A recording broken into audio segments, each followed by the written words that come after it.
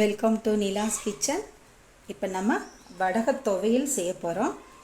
இந்த வடகம் நம்ம எல்லோரும் புளிக்குழம்பு, சாம்பார் இதுகளுக்கெல்லாம் தாளிக்கிறதுக்காக நம்ம வெயில் காலத்துக்கு ரெடி பண்ணுவோம். இதை வச்சு நான் சட்னி செய்கிறேன். இட்லி தோசைக்கு ரொம்ப நல்லாயிருக்கும். இட்லி தோசைக்கு சொட்டு சாப்பிட்லாம். எங்கேயாவது ட்ராவலுக்கு போனோம்னா இந்த தேங்காய் பூவை வறுத்துட்டு அரைச்சோம்னா முதல் நாள் செஞ்சுட்டு மறுநாள் சாப்பிடலாம். இந்த துவையல் 2 நாள் 3 நாள் ஆனாலும் கெட்டு போகாது. இது எண்ணெயில் பொரிச்சிட்டு புளியும் வதக்கிட்டு, புளி இந்த அளவு எலுமிச்சம்பழத்துக்கு கொஞ்சம் பெருசாக இந்த அளவு எடுத்துக்கணும்.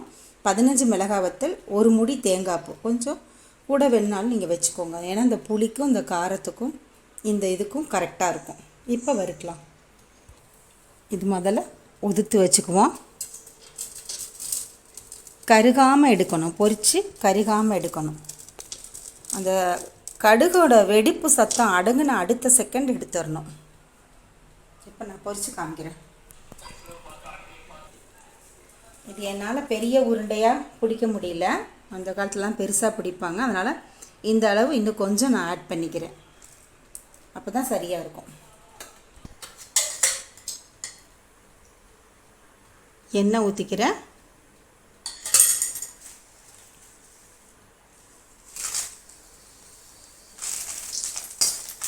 காம்பு எடுக்காமல் பொரிங்க. காம்பு எடுத்துகிட்டு பொரிச்சா சில சமயம் வெடிக்கும் டப்புன்னு. பொரிச்சிட்டு அதுக்கப்புறம் காம்பை கட் பண்ணுங்கள்.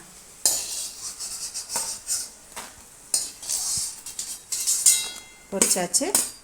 அடுத்து இப்போ நம்ம வடகம் பொரிக்கப்போம். வடகத்துக்கு எண்ணெய் கொஞ்சம் கூட தேவைப்படும். ஏன்னா அந்த நிறைய வரும், புஷ்ஷுன்னு பெருகும் வடகம். அதனால் அதுக்கு கொஞ்சம் எண்ணெய் கூட தேவைப்படும்.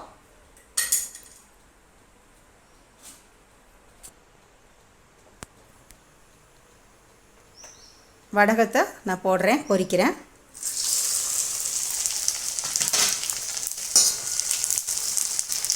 பாருங்கள், இந்த சவுண்டு பாருங்கள், கடுகு வெடிக்குது.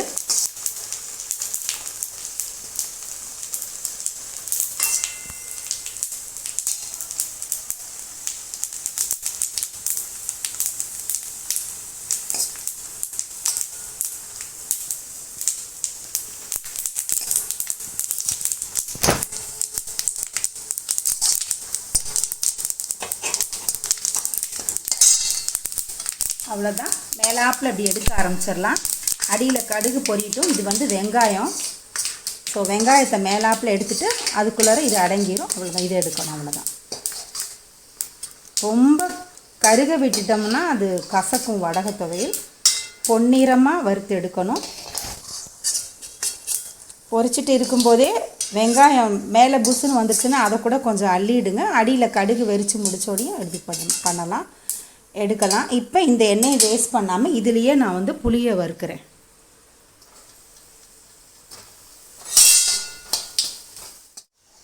இப்போ இந்த எண்ணெயை நான் மிக்சியில் ஊற்றி அரைச்சிட்றேன். நீங்கள் எங்கேயாவது ட்ராவலுக்கு போகணும்னு நினச்சிங்கன்னா இந்த தேங்காய் பூவை இந்த எண்ணெயில் போட்டு ஒரு கிண்டிடலாம். கிண்டிட்டு வறுத்தோம்னா துவையல் நல்லா 2-3 நாள் ஆனாலும் வெளியே வைக்கலாம். ஃப்ரிட்ஜில் வைக்காமல் வெளியே வைக்கலாம், கெட்டே போகாது. தண்ணி ஊற்றிக்கிறேன். தண்ணி ஊற்றி நல்லா கொஞ்சம் மைய அரைக்காமல் அரைச்சிட்டு இந்த வடகத்தை அதில் போட்டு, இதை சந்தனமாக மைய அரைக்கக்கூடாது. குருணை பதத்துக்கு நம்ம அரைச்சி எடுத்துக்கணும். அந்த கடுகு இதெல்லாம் கொஞ்சம் வாயில் நெருன்னு இருக்கிற மாதிரி, ரொம்ப மையவும் வேணாம், ரொம்ப குருணையும் வேணாம். பேஸ்டியாக அரைக்காமல் பார்த்துக்கோங்க. இப்போ இதை அரைச்சி காமிக்கிறேன். கொஞ்சம் அரைச்சேன். இதை கொஞ்சம் டேஸ்ட் பண்ணி பார்த்தேன், கொஞ்சம் புளிக்குது. அதனால் இந்த அளவு தேங்காய் பூ போட்டேன்னா கரெக்டாக இருக்கும். இப்போ அரைச்சிட்டு வடகம் போட்டு அரைக்கலாம். பாருங்க, இந்த மாதிரி நம்ம அரைச்சி எடுத்துக்கிட்டேன். இப்போ நான் இந்த சட்னி நல்லாவே அரைச்சிக்கிட்டேன். இப்போ இதை போட்டு குருணை பதத்துக்கு நம்ம அரைச்சி எடுத்துக்கலாம். குருணன் ரொம்ப குருணை இல்லைங்க. இதை அரைக்கிற மைய அரைக்கிற அளவுக்கு அரைச்சிக்கோங்க. இந்த வடக துவையல் அரைச்சாச்சு, ரெடி ஆயிடுச்சு. இங்கே பாருங்கள், ரொம்ப மையவும் இல்லை, அதே சமயம் நல்லா மசிஞ்சிருக்கு. ரொம்ப டேஸ்டியாக இருக்கும். இட்லிக்கெல்லாம் அப்படி அவ்வளோ நிறைய சாப்பிட்லாம், அந்த மாதிரி இருக்கும். ரொம்ப சூப்பராக இருக்கும். செஞ்சு பாருங்கள். இப்போ இதை எடுத்து வச்சிடலாம். இந்த எண்ணெய் தாளித்தோம் இல்லைங்களா, அது வேஸ்ட் பண்ணாமல் இதில் வாசமாக இருக்கும், இதில் ஊற்றி கலந்து வச்சிடுறேன். அவ்வளோதான்.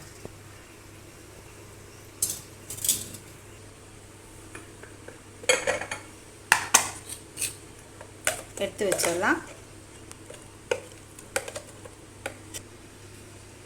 வடகை சட்னி ரெடி ஆயிடுச்சு. இந்த வடகை துவையலை நீங்கள்லாம் செஞ்சு சாப்பிட்டு பாருங்கள் எப்படி இருக்குன்னு. ரொம்ப டேஸ்டியாக இருக்கும். தேங்க்ஸ் ஃபார் வாட்சிங்.